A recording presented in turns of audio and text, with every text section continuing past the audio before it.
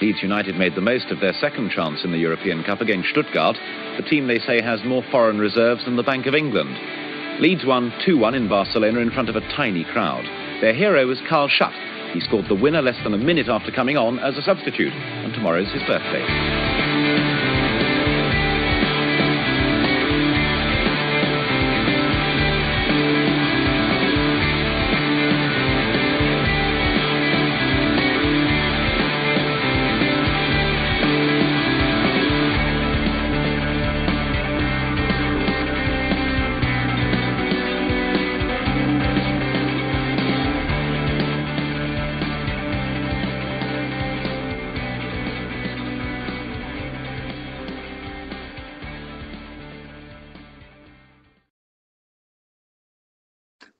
Hello, good evening, and welcome to episode 187 of the Talking Shutt podcast.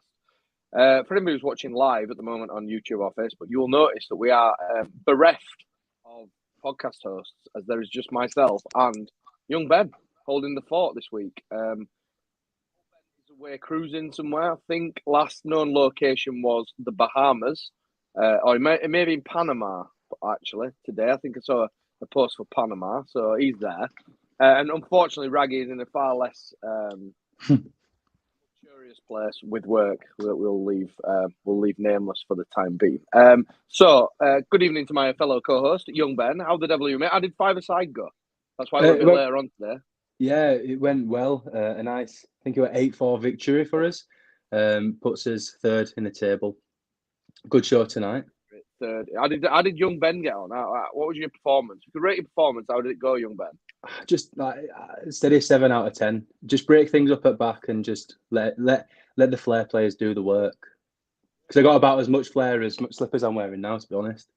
Yeah, win it back and give it to someone else who can play football. That's the way I used to play the game as well. So yeah, we're live on YouTube and Facebook. If you are on any of them platforms, please give this a like and a share and a subscribe, and hit the like button and all that other thing that kids tell you to do now when you watch their YouTube videos. Also, if you're over on Facebook, go and follow the All Leeds Aren't We Facebook group. It's one of the biggest ones on there, and they're very close to a landmark number of likes and subscribes and all that type of stuff. So absolutely get over there and do that if you would. A few comments coming in already. Steve on YouTube says, "Evening, lads. What's the difference between that foul and the foul on Joffrey? Inconsistency.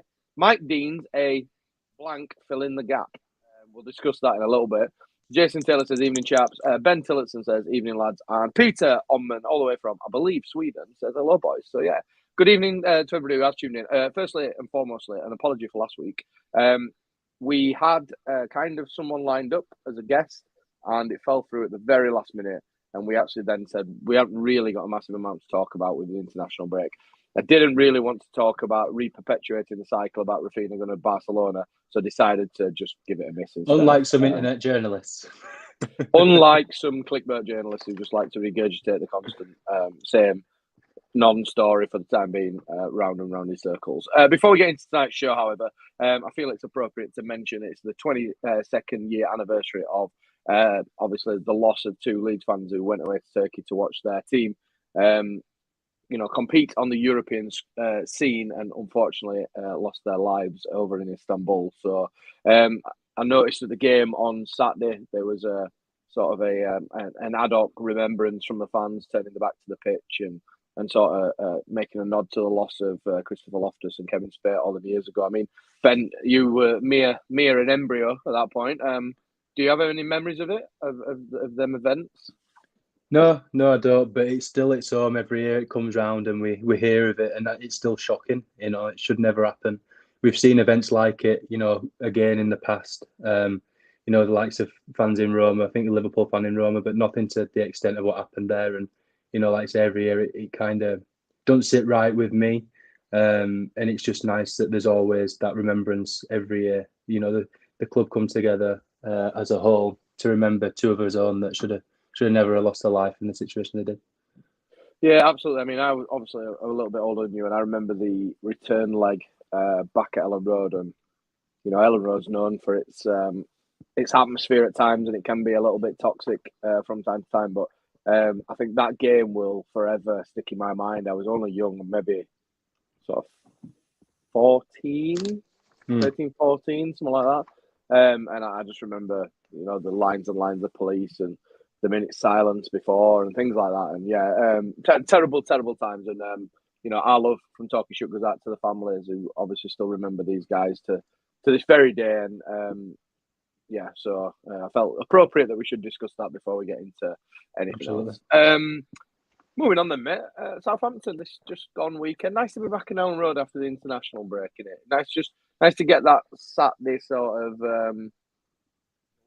whatever your pre-match ritual is to get yourself down to Elland Road. I mean, what does yours consist of, Ben, on a general Saturday or Tuesday or Wednesday or whatever day the Premier League decide to fuck us up with nowadays? I mean, it usually fluctuates, but majority of weekend, it's a meet and greet at the pub, discuss, place a bet, walk to the ground, and then again debrief after the game as well. But what I do like about the international break is that there's an excitement the first game back afterwards, and when it's a home game especially, you also almost don't know what to expect, because off the back of those two chaotic wins that we had, we're going into kind of fresh territory where they'll be able to regroup and kind of go again. I think it was surprising first half for me, because we started to see the change from Bielsa's reign to Marsch's, and we saw some key players stand out, maybe who were unlikely standout players in the last couple of weeks, and the likes of Rodrigo and Click, and they were coming to prominence, but I feel like they really set a tone again against Southampton, and they showed why they're in they said leaders group, and why they are consistently chosen by the managers who come in and play them. And I mean, credit again to Liam Cooper, who stepped straight into first team football and put in a colossus performance. I mean, apart from the kind of slip on the halfway line just before we scored, where we were kind of tussling with Brozier, he didn't really put a foot wrong at all. In fact, he kind of guided Llorente through the game, most of the game, in fact. So credit to him. The first half, I thought we were pretty good. And just, again, masters of our own downfall, I think, by giving that free kick away. And I know this is just a brief summary, and I'm sure we'll touch on more. But it's just one of those things where I'm not disheartened by a point. But when you put into context their run of form coming into that game and how they equalised and the lack of chances they had, a point seems a little bit unfair, and you kind of wish that we got more, especially how we played in the first half, the chances we created. But again, we've kind of set a tone. We're still settling in, and players who need to show up have started to show up again. And I think that's a big thing for us. I think Rafinha were really good. His contribution and the dedication he showed to get that to that ball and whip it in for the goal. Anyone who thinks his head's been turned and he's not bothered, I think that can shut down them rumours, because he did it all game, chasing lost causes, pressing, and trying, just made a nuisance for himself, really. So I don't think you can pick a standout bad performer, but again, as a collective, we're not quite there yet. But you say it's a happy performance, something to build on, and you look going into Watford, you've got a decent point at home, Southampton, you want to go and win. Jesse Marsch's team talks is pretty easy at the weekend. You say, well, whatever you did in the first half, do more of it over 90 minutes and we'll get that result. And I strongly believe that. Yeah, no, absolutely, mate. I mean, on this pod prior to Bielsa departing, I did defend him a couple of times. I always remember I cited Burnley. I went to Burnley away earlier in the season. You were there as well, obviously. And I thought he had a reasonably good game in that game, but obviously I got a few messages of people saying no, it was shy. But I think so far, and since Marsch has come in, anything that's looked positive, as in where we start, looking threatening, generally has Rodrigo at some part in it. And that ability at the minute where he appears to just be able to kind of float around a little bit and pick it up and drift into areas where he wants to drift into, kind of thing, rather than playing as a rigid two up front or whatever formation we've been playing at that time. I feel like it's really like lending itself to him in it, because his eye for a pass is phenomenal, to be fair. And he's guilty every now and again of an heavy touch and putting himself under pressure, but the good thing is he goes again, and I think in the last few games, certainly 9 times out of 10, that's worked in his favour, I think. I mean, on your point on Raf, I thought Raf had a reasonable first half, but I thought he was much better in the second half. I think, from my point of view, in the first half, I felt that, yeah, he did lots of good stuff, but he also cut a bit of a frustrated figure at times, I felt. And I don't know if that's Southampton tried to double up on him at times to kind of keep him quiet, or that at times in the first half, and to be honest, at times in the second half, we were quite narrow as well, which he doesn't seem to. He likes to be up against the touchline, doesn't he, Raf? With, just driving at people. Where when he's playing sort of a bit more inside, which Marsch likes to play, I feel like he kind of struggles with that a little bit. But I agree with you. I don't really believe in the head turn thing. I feel like he's kind of having to adapt to a different style of play, really. And like Marsch said at the weekend, he's tried to slow things down a little bit, which again doesn't really play into Raphinha's hands. When we win the ball back defensively, he wants to be on his way, kind of thing. Whereas we're starting to slow it down, which then allows teams to get back formed up and stuff. But I think as fans as well as the players, we're having to get used to Marsch's tactics as well a little bit, because they are quite different. But I think from my point of view, that one thing that stood out a little bit. Defence from set pieces, obviously minus Prowser's goal. I thought we handled them really well on Sunday. I don't think they carried a massive amount of threat from particularly corners. Particularly corners. But like you say, the free kick. The annoying thing about the free kick for me, I don't know about you, is that we had so many times to nip it out before the free kick was given away. Kyle Walker-Peters seemed to tiptoe through quite a few people. To get to the point where then he gets what is a free kick, but it's soft. He knows what he's doing. He knows that he's overrun it, so he's going down. But Mac and McBride with a live score update at the moment, 2-1 Everton. At the moment, which I would prefer a draw. However, if one side had to win it, I think I'd prefer Everton to win it, just to cut Burnley a bit further loose. To be honest, yeah. I don't know. What do you think about that before we get back onto Leeds? What's your perfect outcome for that? I would love to see Frank Lampard in tears come the end of the season, because not him, but the players have relegated Everton, because it's never his fault. Yeah. Because he's a superstar manager. But I would, I'd absolutely love Burnley to get back into that game and beat them, and then get beat by Norwich. So we don't scare us too much. But yeah, it's nothing against Everton. I actually quite like Everton, but I don't like the person in charge. No, as we all know. I have to agree. Yeah. I have to agree. Back to the game on Saturday then. The free kick. Should Melee do better from your point of view? I watched it live in the ground, as you did.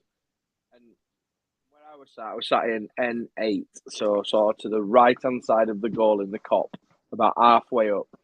And when Ward-Prowse stepped up and I saw it at the back of the net, I was kind of like, that looks like a worldie for me from where I'm sat. And I don't really feel like the keeper could have done much.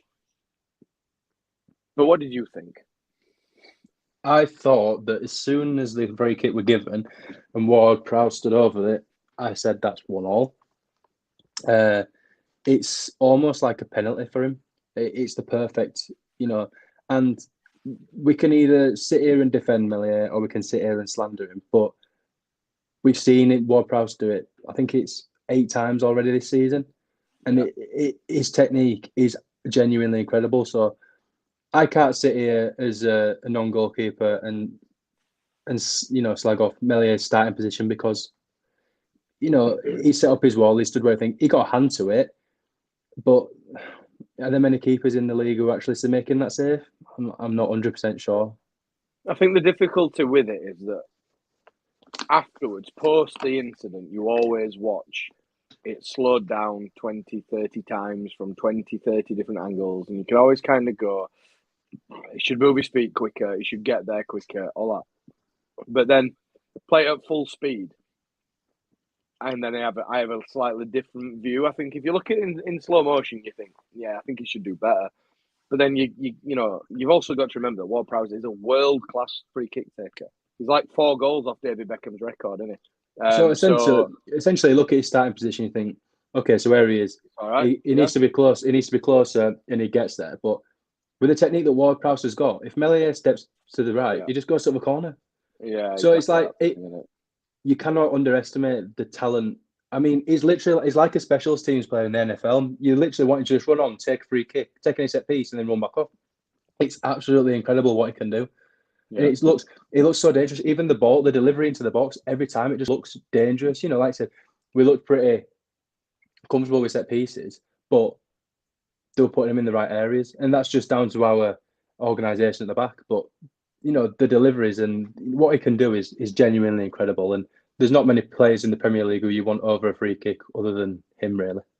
Yeah, I also think that Southampton did a good effort in the second half, along with Anthony Taylor, of just stopping, starting, just breaking up the game to the point of nobody really got that. I felt like a second half finish and it was one apiece, and I kind of thought, do you know what?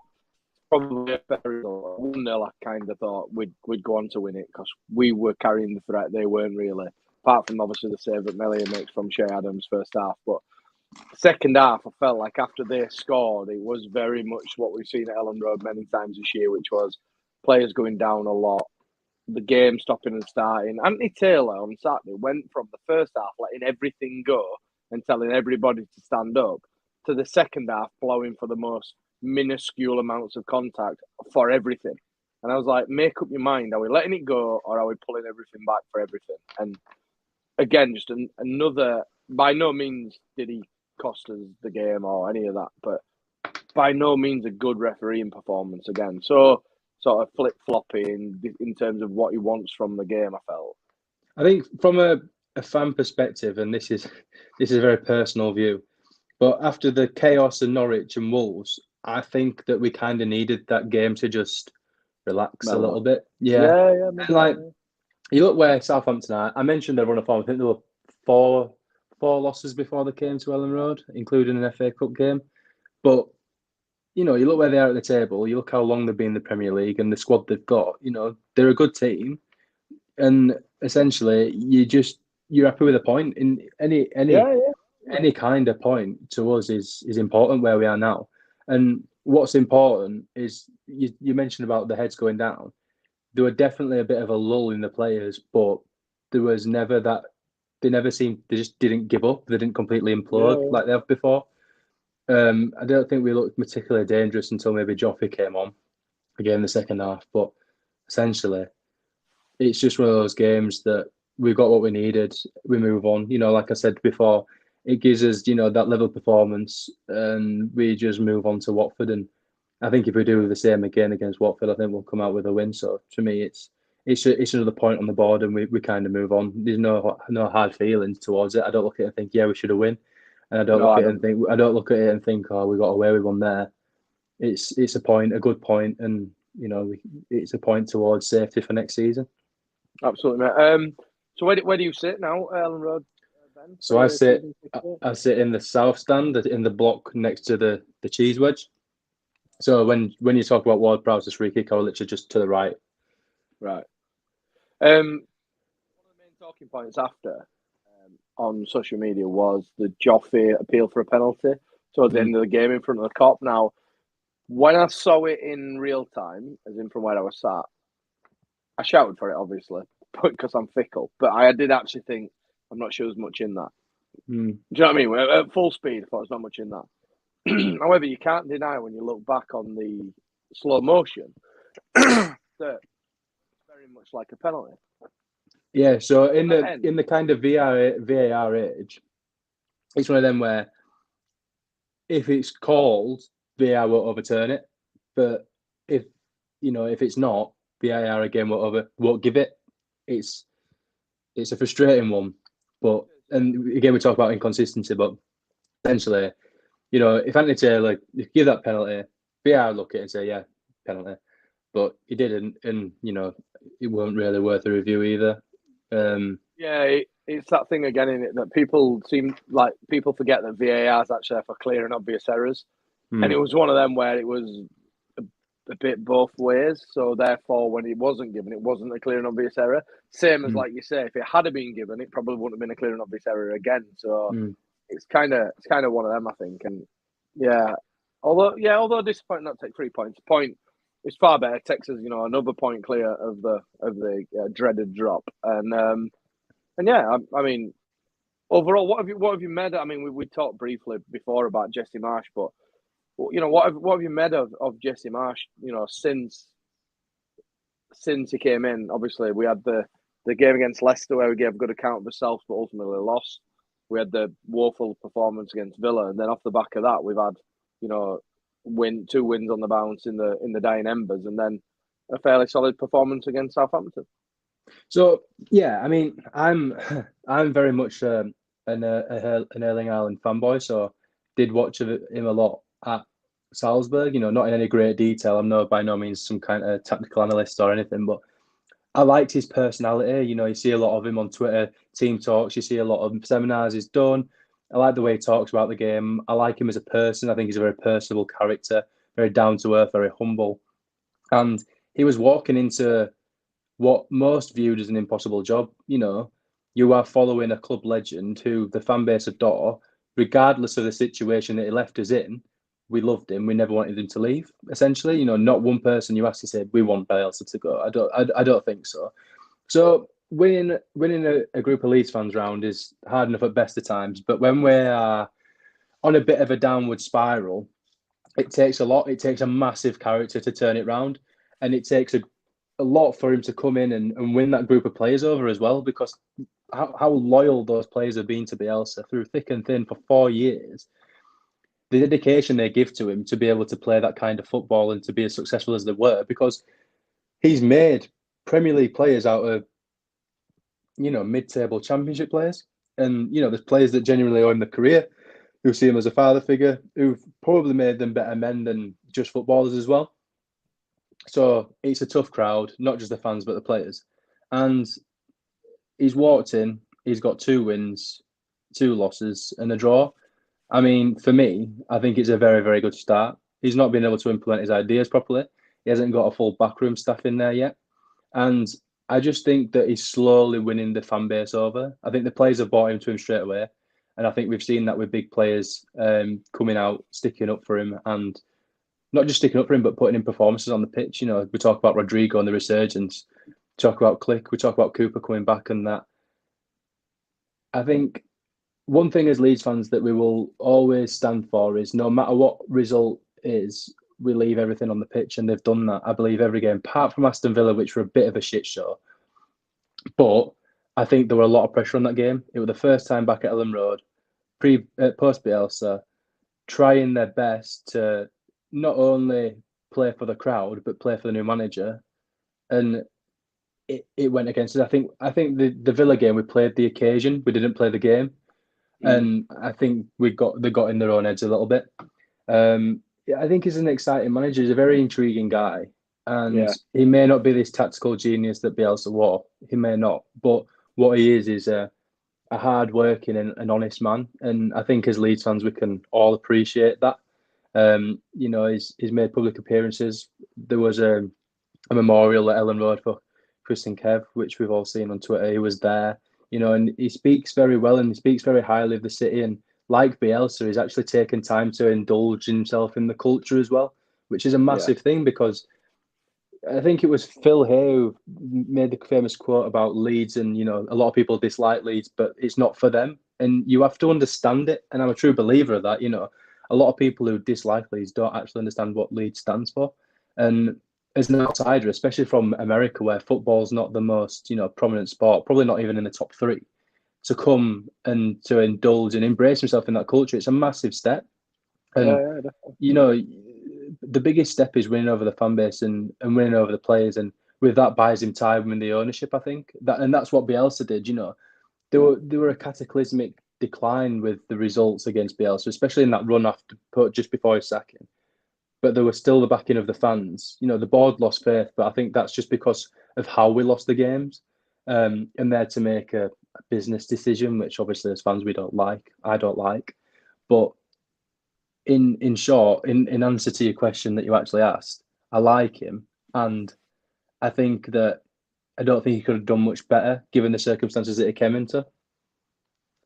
Yeah, mate, I'm totally on board with that. I'm very interested, stroke excited, stroke a bit worried about how he shapes his team for next year. When we've got pre-season where essentially pre-season is his to do what he wants and how he's going to shape his side. I'm really interested to see what players that he wants to bring in and how the team will look sort of going forward. Because I feel like we're not really seeing just yet, or we're starting to slightly, what Marsch really wants to do with his side, and what he wants the teams to play like and stuff. So yeah, man, I like him. I'm same as you, mate. I think he speaks really well. He's very aware. He's very self-aware of that he's followed the club legend and that he's American playing in the English game and all them types of things. And I really like that about him. And he appears quite good. I went to the 23s game on Monday. He was at the 23s game again. So yeah, he's he kind of knows what he's on with. So I'm quite happy just to see how it goes. Kind of thing. What I will say, you mentioned recruitment there, and for the last 4 years, Victor Orta has been able to hide behind it, Bielsa in 2 ways. One, because Bielsa kind of given the final say, and Victor Orta's picked out targets and Bielsa's preferred others. For example, Victor Orta very much like Noah Lang playing at Club Brugge, and we ended up going for Dan James.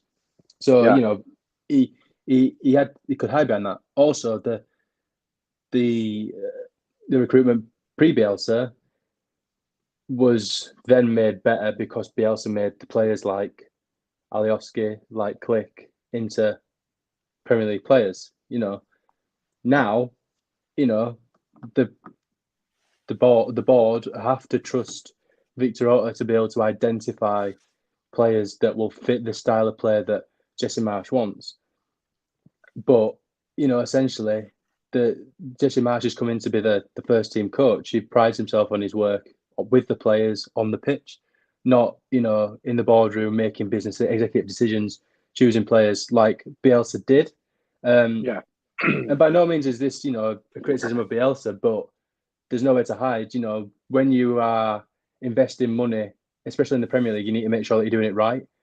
I remember Victor Orta's first window, and there were like a bit of a random spending spree, random players coming in. We saw Saïd come in, we saw Anita, we saw J-Roy Grott.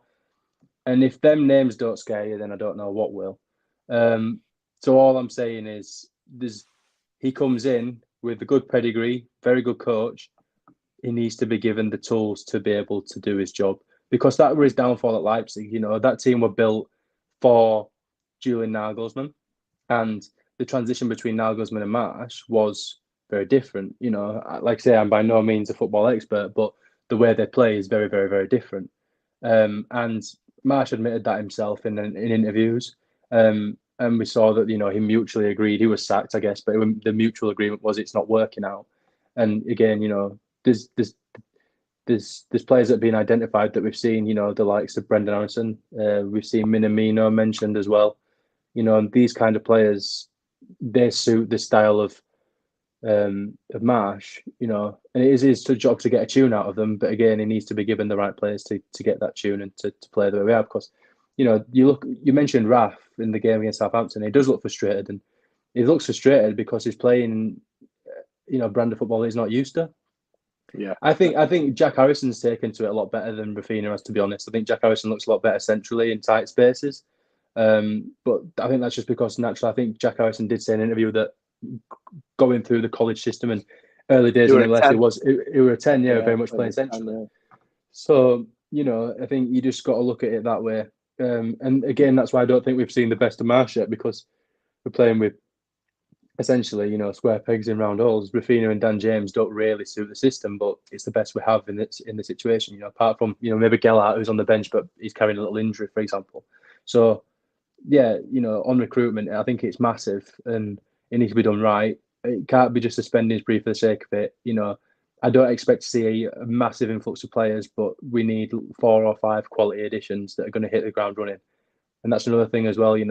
Bielsa were given the kind of benefit of the doubt because players, it would take maybe 2-3 months for him to settle in. Jack Harrison, maybe a season or 2 to even properly set in. And we don't have that time anymore. We're in the Premier League, we're in the big league, and we need to start winning games and getting results straight away. Yeah, absolutely, mate. Before we go on to some more jovial matters of Saturday, we'll have a little look. Some of the comments coming in, we've got them. John Smith's well behind the times now. It says Everton 1, Burnley 1. No, mate, you're behind the times. Keep going down. David Lofthouse's memories of that tragic night in Istanbul. Remember all the tributes from all the clubs by the old club shop. Yep, so do I. Rodrigo is a different player. Let's hope it keeps it up. That's Ben Tillotson. And Jason Taylor, he mentions the bit that we're going to reference next. Lee DeBoo says, good evening, soccer fans. So, a little bit of an American reference there. Mike Adams think it's best if Everton win. And then further down the line, it says, Mike Dean gives 2 penalties tonight to Everton. If they're penalties, then so was Joffy's as well. And Napper on YouTube says, nerve-wracking for the most, but Jesse has just breezed in. So the more lighthearted stuff I want to talk about is social media. Now, me and you, Ben, we have a discussion. We have, I think, a similar view on social media. And we've, I think, throughout our time as Talking Shutt, which is now amassing 4 years. 4 years today, we had Liam Harrison, 8 times world Muay Thai champion, on our podcast. That was episode number 4. That was 4 years ago today. But I always quite like when people like Mateusz Klich come back out swinging, because I feel like there's a little bit of a thought process from some fans that they can say certain things to players in generally in the social media arena, because that's where they're easily accessible, and then expect nothing in return. However, Bob out the hard way on Saturday when he decided to come at Mateusz Klich for giving away cheap free kicks around the area. It's playground stuff. To which Mateusz replied very eloquently, Bob, which I thought was very much to the point and quite right, to tell Bob to fuck off. Then turned into lots of merchandise and memorabilia of Mateusz Klich saying, fuck off, Bob. Social media, I think we could go on and on and on, and we could share our own personal experiences of social media. But I think what I would say, and the rule that I've always kind of used myself, is I would never say something to someone on social media that I wouldn't say to their face. And I would not, after a game, stand outside and say to Mateusz Klich, stop giving the ball away. It's schoolboy stuff. Because as a football fan and somebody who's followed football for a lot of years, although I may disagree and on here I may talk about my opinion on football, ultimately I've never played to the level that some of these guys have ever played to, nor would I ever be able to, nor would I ever even get close to. So therefore, although I feel like I can give constructive criticism and say, things X, Y, and Z, I would never go to them personally and say, stop doing that, you X, Y, and Z, because it's not really my place to say it. Does that make sense? What's your thoughts on Bob getting told fuck off, Ben? In perspective, if someone who wasn't qualified to do my job were telling me that I weren't doing my job very well, I would quite frankly tell them to fuck off also. So, just because he's a celebrity, a personality, he's got a platform, doesn't mean he isn't within his rights to give the same response, in my opinion. And if you're offended by that, then you're choosing to be offended. It is what it is, He's well within his rights to voice his opinion, as is the person who wants to make the opinion. But if the opinion is invalid and completely fucking stupid, as it was, then you're going to be made to look stupid. So, yeah, it's what goes around comes around. If you're going to, Bob, I don't know Bob, don't want to know Bob, but I guarantee you that Bob did not put out that tweet on Saturday expecting a reply. No, he was expecting it to go into the black hole of Twitter, like no one looks at. And it didn't, and the joke's now on Bob. So, moral of the story is don't be like Bob. The issue as well, or the thing that always draws comparisons to me, is when I've had shit off social media, which, you know what, I'm not stupid enough. I'm 37 years old. That may come as a surprise to some people. I may realise that my opinion may not sit with other people. However, a lot of the people who dish out threats and abuse always have a very generic avatar and something that is very clearly not their name as their sort of profile. And I feel that sometimes maybe people who are potentially lacking things in their day-to-day life go on Twitter to make themselves feel better by just abusing anybody. I mean, if you just look at when I've had shit before, you naturally go back and have a flick through their feed, and you can just see it's just abuse after abuse, just targeted at different people. And I always kind of think, what point is that You know, how do you get to that point where you sit at home or you sit wherever and you think, I know, I'm going to go on Twitter, I'm going to be outraged about something that really isn't my place to be outraged about, and I'm just going to abuse people regularly. I just don't understand it. I've never been able to really understand it, to be honest. Maybe I've got it wrong. I don't know. But anyway, Bob got told to fuck off, and it was quite funny in the main. So, yeah. Moving on back to Leeds United. The 23s ran out comprehensive winners against Crystal Palace 23s on Monday night at Ellen Road. Not quite a ram-packed Ellen Road as we saw against the Scummers under 23s, but still a healthy crowd. A really good game. I really enjoyed it. I took Judd down there as a duo, sat with my mate Stocksy and James, and really enjoyed it as a game. And some standouts. I've got a few names in it. Obviously, Crescencio Somerville gets himself a hat trick and was a complete pest all night. Really, really good. But also in there, the kid Sutcliffe, Liam Sutcliffe, fullback. Mm-hmm. It started a bit shaky, but then I thought he went on to be really well. I thought Nolan Kennan, was absolutely outstanding. He pretty much ran the game, bossed the midfield, and had a fantastic game. And then obviously it came to light as we're obviously those of the Muslim faith are obviously observing Ramadan at the minute. It obviously came out that he'd been fasting as well, so it made his performance even more incredible that he'd been fasting all day and turned in that performance against a reasonably good Palace side. I think they beat us in the season that we got promoted twice, I think. And also Jeremiah Mullen at centre back. Obviously, Creswell, you sort of usual 7 out of 10.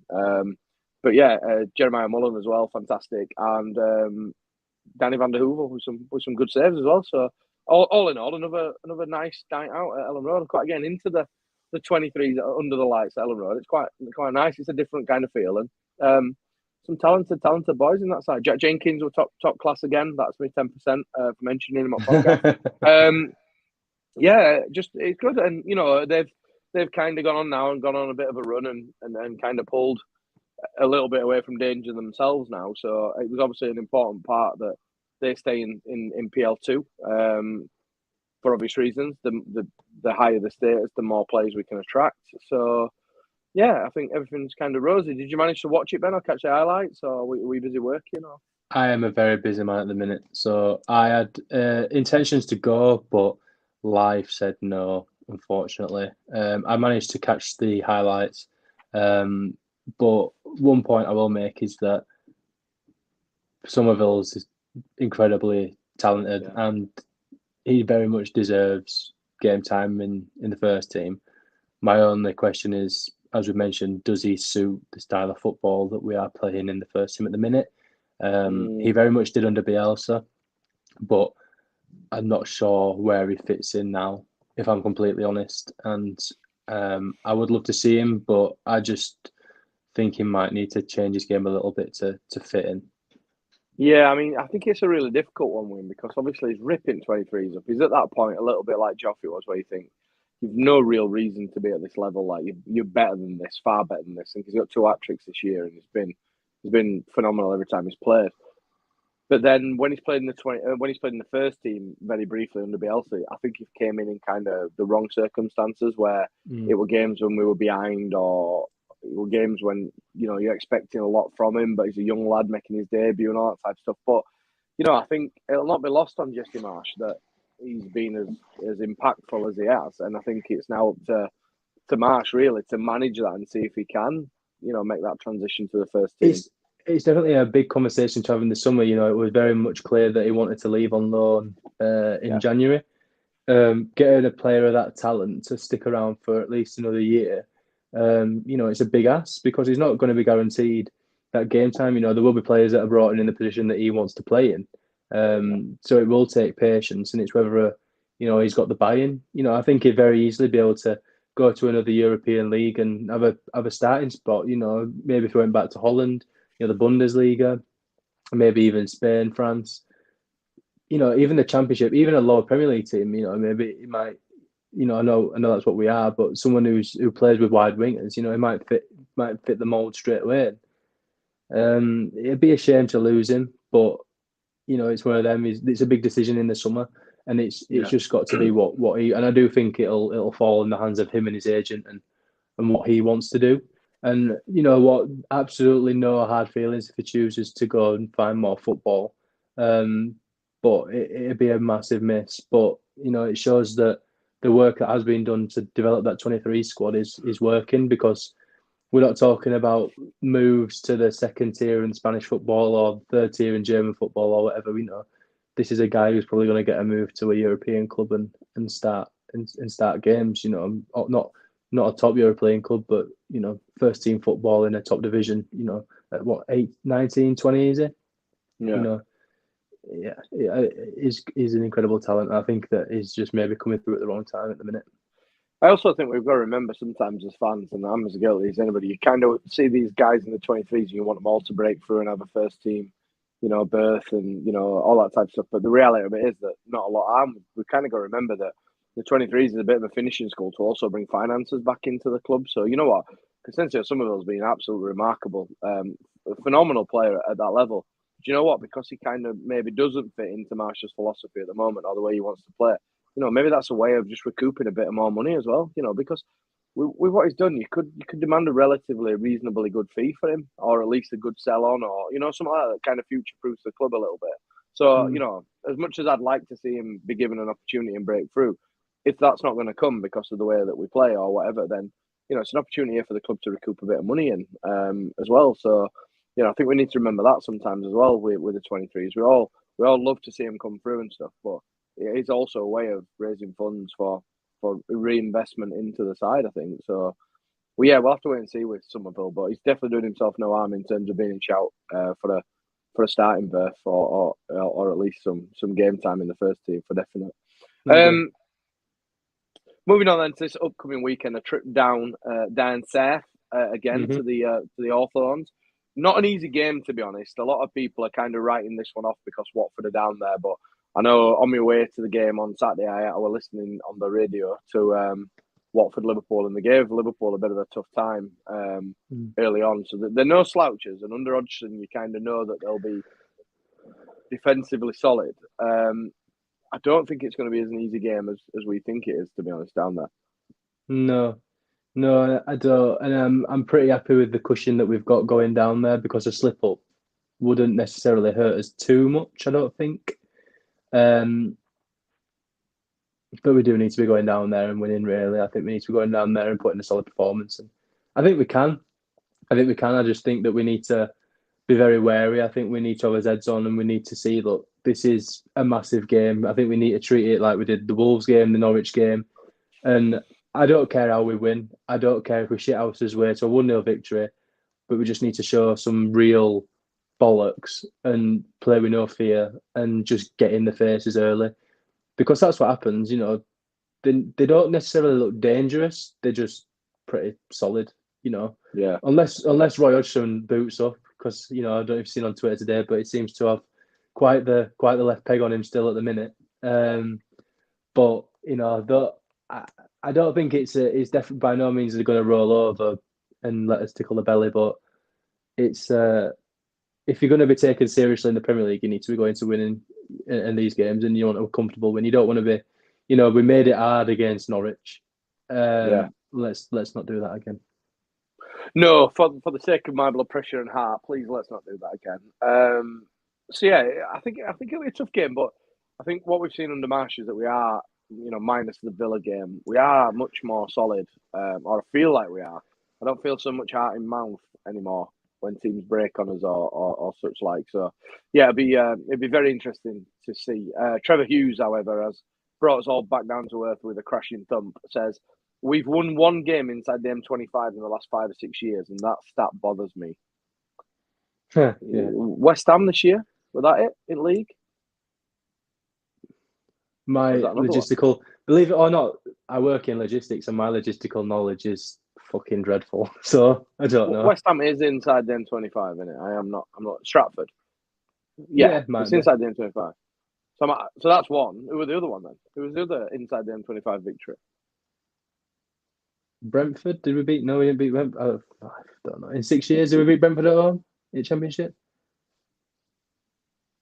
That's a good point. Away in London. I don't know. somebody will shout up on the comments for definite. But yeah, a tough game against the side who are also battling it out. So obviously Ben Parker will be there. Fulham beat Fulham twice. Jonathan Brook mentions here Fulham twice. Fulham twice and West Ham, so that's 3. And we call ourselves football fans, eh? We're bad, aren't we? We're football fans with real lives and jobs. That's the problem. And also Ben Foster will be there with his GoPro in goal. He's not allowed to do that, is he anymore? He's been told he's not allowed to do it anymore. Yeah, not in the Premier League. You're not allowed the GoPro in the net anymore. So yeah, we'll see. Come Saturday, a prediction for the game and Ben on Saturday against the Hornets down there at the Graham Taylor Stadium. I would like a 1-0 win. Actually, no, 2 reserve. I'll go 2-0 win. I'm just going a Leeds victory by whatever means necessary. When was the last time we had a clean sheet? When was the last time we had a clean sheet? That's a good question. Because I actually can't remember. We should really have done some research for this, but when was the last time we had a clean sheet? Don't remember, to be honest. Anyway, some more things coming in. Palace at home, clean sheet, penalty, Rafina. 30th of November 2021. Wow, it's a long time ago. That is a very long time ago.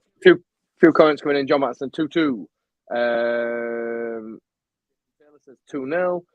John Matson says, it's 2-2 Burnley now as well. That'd be a good result. A draw, to be honest, that would be a good result. John Matson says 3-1 Leeds, and the last clean sheet was Crewe in the Cup. That's from Harry Chapman. That don't count, Harry. We don't count the Carabao Bullspunk Cup, or whatever we were playing in that particular evening. But yeah, you're right. In slightly other news then, and it has come up in the comments, Steve says, Cock or Llorente? I think Llorente is still a bit of a worry at the back. I'd go for Cooper and Cock. Now, I said that on the Thank Football It's Friday show that I do with Joe Wayman on a Friday, that I said I would prefer Cooper and Cock. Since then, there's been a few rumours flying around that Robin Koch could actually be for sale in the summer. He could move on. Now, my opinion is that I would move Llorente on, keep Koch, simply because you look at the defensive options. Then you've got Cooper, Struijk, Koch, Helder. There's four players for 2 positions. Plus, you've got Ayling who can fill in sometimes there. Plus, with Koch, you've got an opportunity to play him in the holding role as well. I just feel like he's more suited to the game than Llorente is. So if there's one of the 2 to go, I would let Llorente go. What's your thoughts on that one, man? The question that I put to you from that then is, if we were to go into a transfer market with both for sale, who sells for more? Who has the most resale value? Koch could have the most resale value, I would say, for the same reasons why I'd say we'd keep him. So, yeah. Yeah, and I mean, so Llorente is not a complete car crash like Belushi, for example. But there's definitely like heart in mouth moments, and like I said, Cooper did kind of drag him through the game at the weekend. But he's very competent. His distribution is very good, and we can't really command a high fee for him. Whereas, Koch he's still an international like Llorente is, but he's still got potential. He can still grow, and we can demand a high fee. We can recoup funds, and potentially add either some kind of sell-on clause that sets us up as well. So, and this is me just thinking out loud as a business decision in quotation marks. That would be why the most sensible choice from a club perspective, without hampering the side too much. I think the summer could be an interesting one in terms of players going out, because there'll be players like Llorente, like Rodrigo, like Koch, like Bamford to a certain extent, although he will play when he comes back in. It's a World Cup year. It's a World Cup start. The start of next season is, sort of prime time for looking at the World Cup coming up to Christmas. This year kind of thing. So it'd be quite interesting actually with players who are sort of on the periphery, like Koch, if they might seek to move on to sort of cement their World Cup position for their relevant nations. And I'm by no means a European football expert, but I know that Freiburg have a very a star standout centre half in Schlotterbach, and I believe that he's going to move to a bigger club in Germany. So for me, that move back to Freiburg for Robin Koch may be attractive and may work out because he's been there before under the manager who's been there, a number of years. Like I said, that's just a logical thought in my mind, but I think a move to Germany would suit him. I like him. I actually really do like him. I do. I think that he could be a very, very good centre half. But we've mentioned names like Hjelde, like Creswell, like Stroik. Massive futures ahead of them. Not necessarily all for Leeds United, but when it comes to developing players, we've got 3 there. And then we've also got Cooper and Llorente, who are senior pros who know how to play centre half at a high level. So, like I said, for me, I'm not saying I would sell Robin Koch, but I'm saying the logical piece in my brain, which is very small, says Robin Koch for that reason. Right, okay, mate. Well, we'll have to wait and see. From a footballing point of view, I'd sell Llorente, but now you've put that excellent Dragon's Den type business pitch over to me. I'm on board with selling Koch now as well. But yeah, I mean, I am going on The Apprentice next year, and I am going to be Alan Sugar's next apprentice. So, yeah. Yeah, we'll have to wait and see with that one there. So before we move on to some other stuff, let's get a little bit of it. Shithouse of the week. Very conveniently, what StreamYard have done, obviously we're on StreamYard tonight due to the lack of people, so being better tuned in from our relevant homes, is they've now put it where if I click on one of them videos, it gives you a countdown at the bottom of the screen, so when you're back in. I feel like That's a cool. real professional. It's pretty good. So this week's Shithouse of the Week nominations, obviously Shithouse of the Week for anybody who's annoyed us, a group of people that's annoyed us over the period of a week. My first nomination is Leeds United's catering department. So I went to the 23s game on Monday, and to give a bit of perspective, I finished work at 6, the game kicks off at 7. So I shoots home from work, picks up the lad, chucks him in the car, drives to Leeds, gets there for around about 10 to, parks the car, fast walks to the ground, and walks in just as Marching On Together's raging out. Nearly fell over the seat on my way tummy seat, which made myself look foolish, and then managed to get settled down just for the game kicking off. Then I was like, sat down, stopped, I'm hungry. And then I get the usual thing from Judd outside me, Dad, I'm hungry. So I was like, okay, mate, nipped at shop. I'll give you my card, nipped at shop. He says, do you want it? I says, yeah. I'll have a cheeseburger. Get me a cheeseburger, son. Get yourself a drink and get yourself something to eat. So off he vanishes, comes back, and produces what I can only describe as a bread-meat combo that from the outside looking in looked a lot like elephant knacker. As in, it had been, I suspect, boiled for a bit and then basically cooked to within an inch of its life. And yeah, it didn't look great. I did share it out on my social media for anybody who follows me via a friend of mine who took a photo of it. And a pretty horrendous looking burger. And then the cost of around about £4.50 for the pleasure also. So yeah, I mean, I know it's been mentioned before about the 49ers upgrading and all this type of stuff, but it needs a marked increase. The food standard and the beer standard and everything really is woeful, to put it politely. Do you know, in the world of Footisgram on Twitter, who is excellent, and I see people at lower league football games eating nice looking food at very cheap prices, and I go to Ellen Road and buy a lava pie that's going to burn my fucking throat off £3.60 or whatever it costs. Yeah. I just don't get it. Like, surely there's something they can do. So do better. For anybody who's watching live, that is the offending article there, look. It is bad, isn't it? It does look a lot like a scrotum. It's not great. I mean, I have a real problem. I went to the Josh Warrington fight the weekend. £7.50 a pint. Oh yeah, £7.50 a pint. Yeah, it's mental. It's mental. I went to the arena long ago, and yeah, it's mental. And it's flat as well. £7.55. Yeah, and it tastes like shit also while we're at it. So next nomination then after Leeds' catering. Calvin's shoes. Ben, come at me about Calvin's shoes.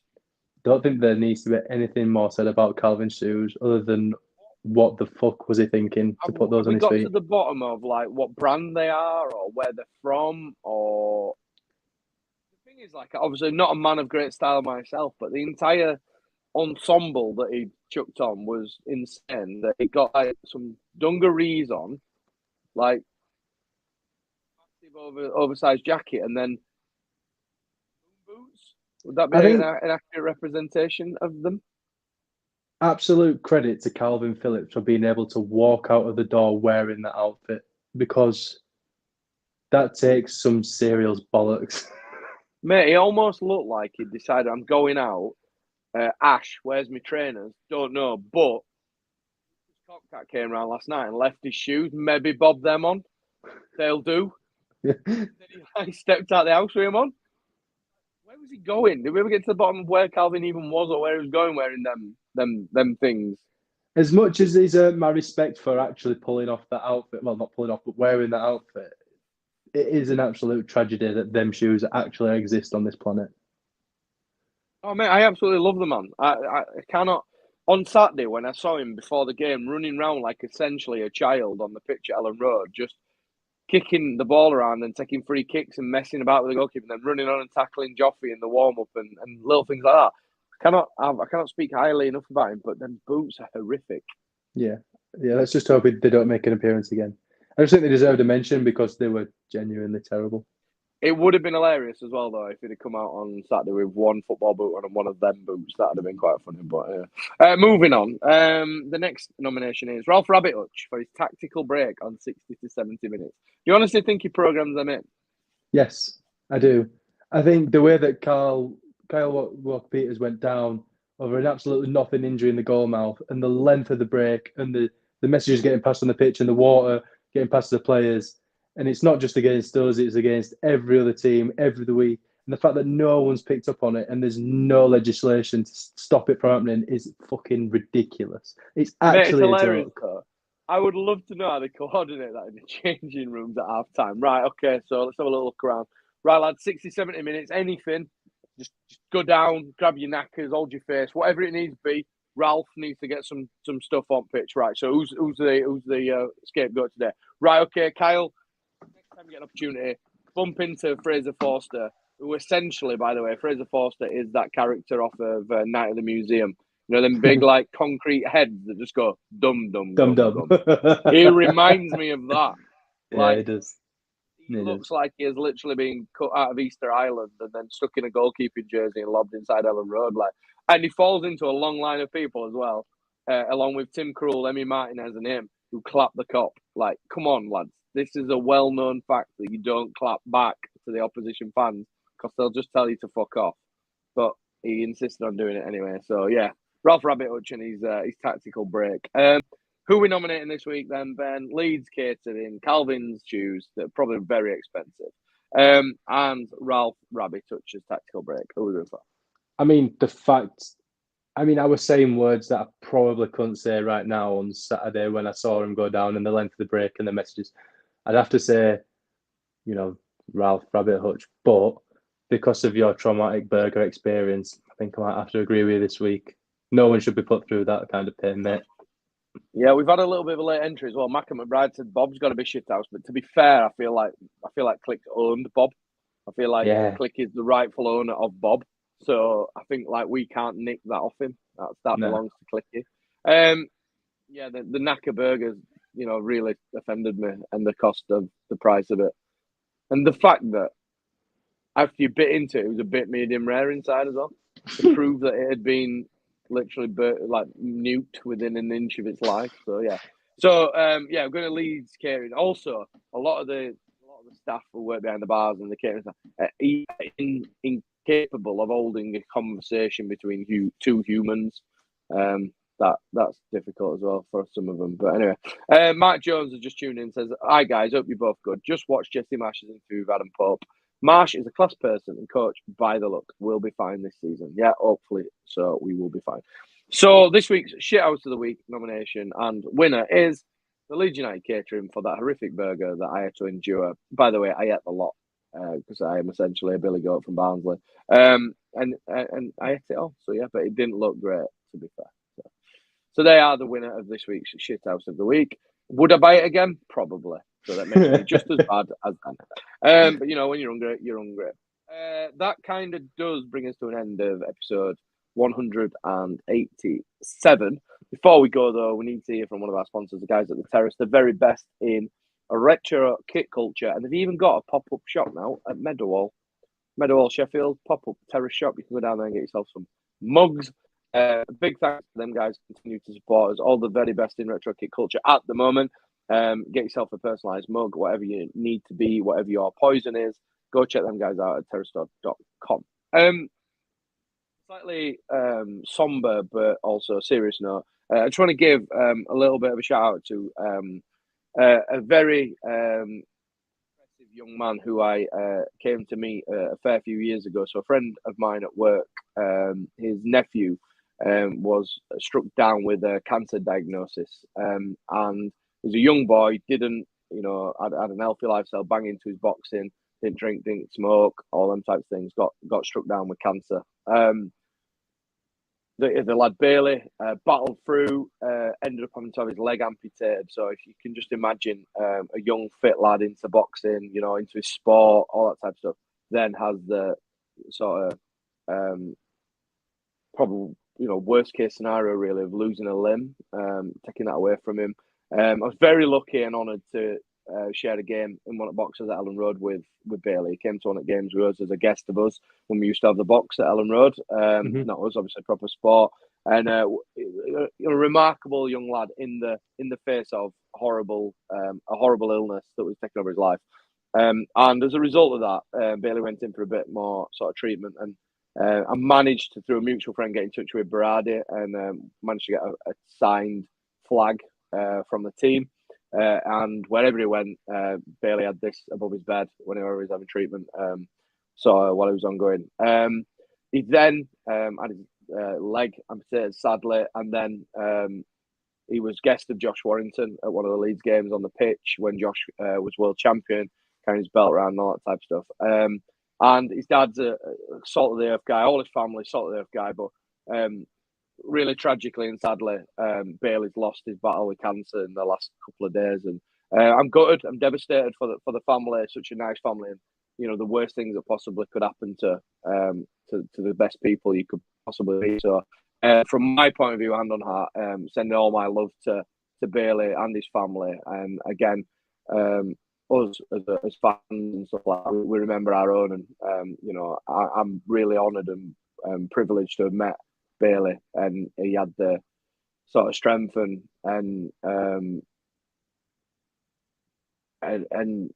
strength and sort of could dig in at the worst of times to kind of try and battle it off and see it through. And unfortunately, he's not been able to do so. So I send all my love to his family and anybody who knows Bailey, if anybody listens to podcasts and stuff. So yeah, just wanted to mention that. Really, I always said that when we had a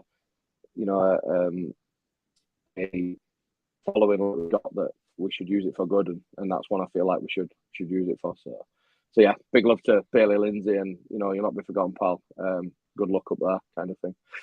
That does bring us to an end on a slightly somber note for episode 187. Thanks to everybody who has tuned in for tonight's podcast. Obviously, just myself and Ben holding the fort while the other guys are globe trotting around the various places. We will be back next week. Hopefully in the flesh with each other, because we haven't been able to do that for a couple of weeks. And we'll catch up on all the things Watford and start looking towards the next set of games. Big thanks to everybody who has tuned in. Thanks to the guys at the Terrace for sponsoring us. And we'll see you next week. If you're listening back to this on a podcast post the event, please like, subscribe, all that type of stuff. And we'll see you there. Did it.